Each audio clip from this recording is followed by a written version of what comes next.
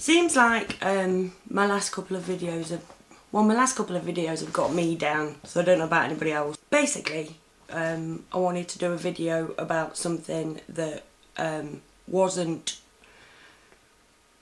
"your world's a lie, we've got to do something about it." So I thought I'd tell you about a particular change that I personally have made. You know, because I do say we won't ever see change until we change.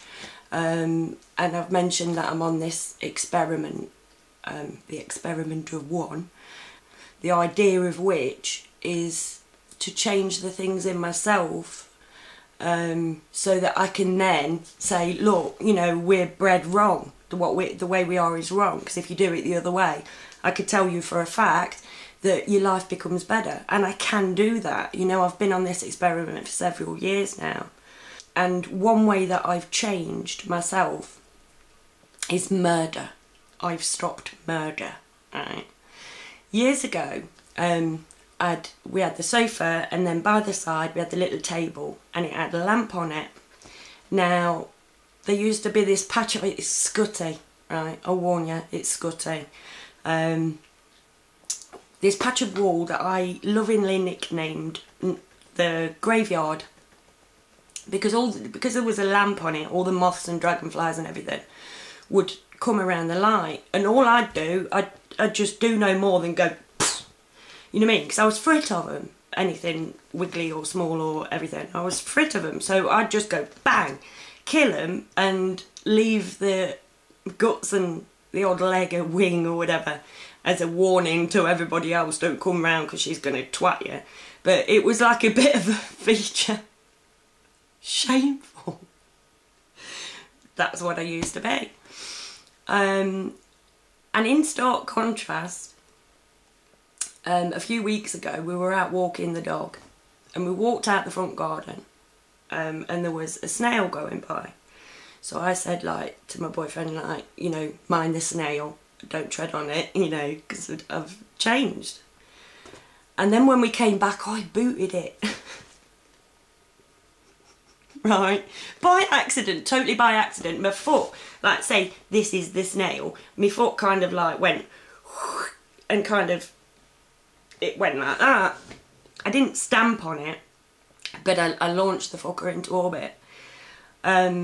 And I was just mortified, and I'm like, oh my god, oh please let it live. And I'd cracked its shell, and I was like, oh my god, will this survive? And I'm like going to my boyfriend, quick, get a bit of lettuce out the back garden. So he went and got a bit of lettuce, and I'm feeding it this lettuce and trying to make sure it's okay.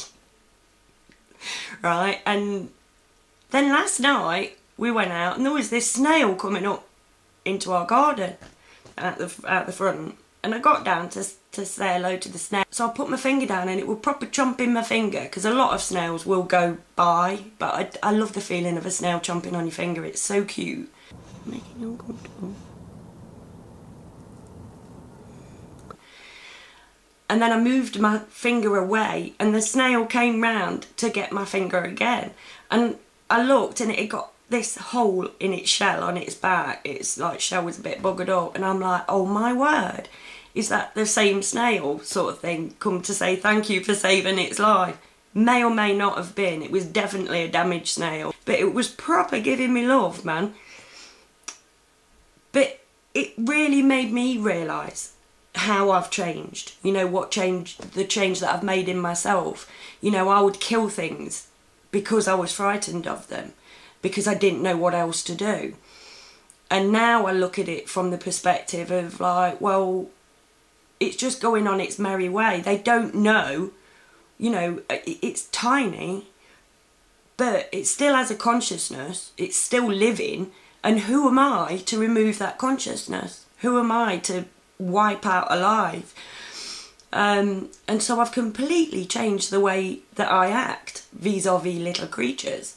And subsequently have lost a lot of the fear that I had of them. The world and everything in it is so beautiful. You know, like I was saying, you know, in the grand scheme of things, we are a ball. Earth is just a ball floating in space. And the things on it, in relation to that ball, are so tiny And yet, you've got things on that thing that are this tiny, that have such intricate detail, such beautiful shapes and colours, and, you know, plants and bugs included. You know, there are so many beautiful things, and we're killing them all because we think we're better, because white man's just the shit, ain't they? We're fucking up animal life, plant life, human life, and everything reverberates around the universe. All of these things are seen by somebody, that what we do, and felt by all of us. We're made negative so that they get away with their evil deeds. But if we just did decide to change, it gets loads better. You have much more fun when you notice the little things. But like I was saying on my other video, there's so many things that are in place that make us, oh yes, well, I've got to remember this, remember that, remember the other. We're so busy remembering what they've told us we have to remember, that we miss the beauty of everyday life, of normal nature, little things. We just haven't got the time, and this is their work. That's the way that they breed us to behave, because they want us to be like them, because they don't care. And we've got to start caring, and then we really will see what it is that they've been keeping from us. But then her patience was rewarded. When you feel great big snog.